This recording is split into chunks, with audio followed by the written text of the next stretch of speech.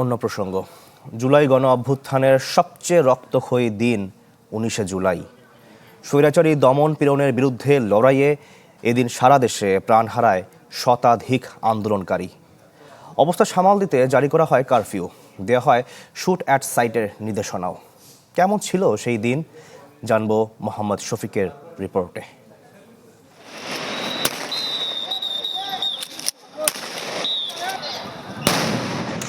19 জুলাই মীর মুগ্ধের মৃত্যুর পরদিন আন্দোলনের গতিপথ বেগতিক দেখে আগের দিন ইন্টারনেট বন্ধ করে ক্ষান্ত হয়নি স্বৈরাচার সরকার। এদিন ঢাকাসহ সারা দেশে বাড়ানো হয় দমন নিপীড়নের মাত্রা, আর এতে একদিনে ঝরে যায় 100-র বেশি তাজা প্রাণ।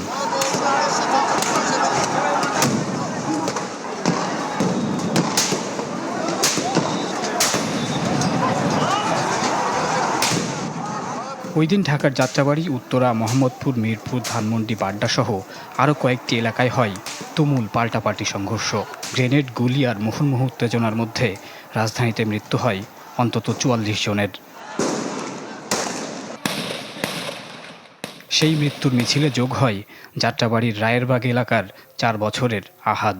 জানালা দিয়ে আসা বুলেট কেড়ে নেয় 11 বছর বয়সী সামিরের জীবন। রক্তক্ষয়ী নির্মমতা ছড়িয়ে পড়ে সিলেট, নরসিংদী, মাদারীপুর, নারায়ণগঞ্জ সহ সারা দেশে। সিলেটের বন্দরবাজার এলাকায় সংবাদ সংগ্রহকালে পুলিশের গুলিতে নিহত হন সাংবাদিক এটিএম তুরাব। ফরেনসিক রিপোর্টে মেলে শরীরের বিভিন্ন স্থানে 98টি আঘাতের চিহ্ন। Complete shutdown.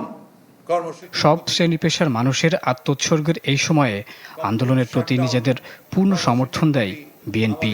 অব্যাহত পূর্ণ সমর্থন আবারও ঘোষণা করছি। অবস্থা সামাল দিতে 19 জুলাই রাতে সারা দেশে জারি করা হয় কারফিউ। আন্দোলনকারীদের দেখামাত্র দেয়া হয় গুলির নির্দেশনা। এবং এখানে শুট অ্যাট সাইটও আছে। মৃত্যুর রেকর্ড গড়া এই দিনের পর বিন্দুমাত্র গতিহীন হয়নি আন্দোলন।